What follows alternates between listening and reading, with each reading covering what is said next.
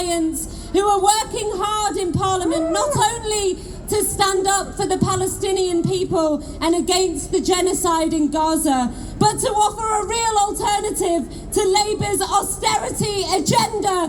Please make some noise for Iqbal Mohamed!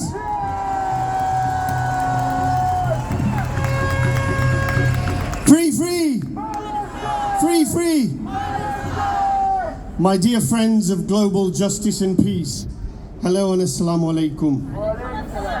The people of Dewsbury and Batley elected me to be their voice, and I am here today with a message from them and from you and from the people of Britain to our Prime Minister. Mr. Starmer, if you are serious about calling for a permanent ceasefire, then stop arming and stop defending Israel now.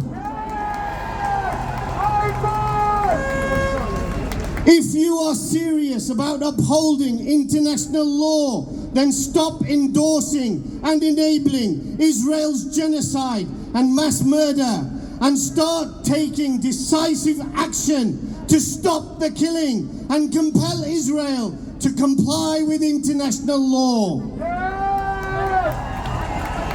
If you are serious about wanting to prevent a regional war, then help stop the Israeli bombardment of civilians in Lebanon and block its plans to attack Iran.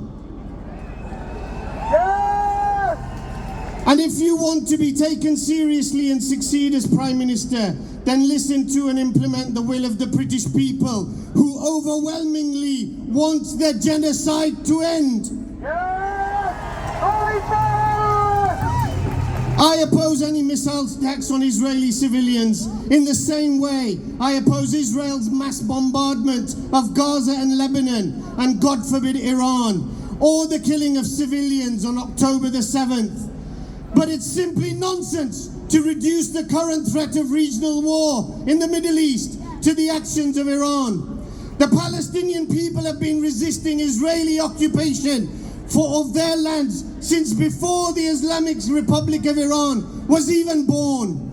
The Lebanese people gave birth to Hezbollah only after the Israeli invasion of Lebanon in 1982. The single biggest factor driving war and instability in the Middle East is the actions of Israel and the genocide in Gaza. And as the world's attention is drawn to the invasion of Lebanon, that genocide continues. An estimated 1 in 12 Palestinian civilians have died or are facing death due to injuries, malnutrition and disease. Over 2 million Palestinians are now living in an area no bigger than Shanghai International Airport. If Keir Starmer wants to avoid going down in history as being complicit in this genocide and be indicted for war crimes, it is clear what he needs to do. He needs to stop all arms sales to Israel now. He needs to introduce economic sanctions on Israel now. He needs to end all diplomatic support for Israeli aggression and the genocide. And he needs to immediately recognize the state of Palestine. Free, free Palestine! Free, free Palestine! Thank you.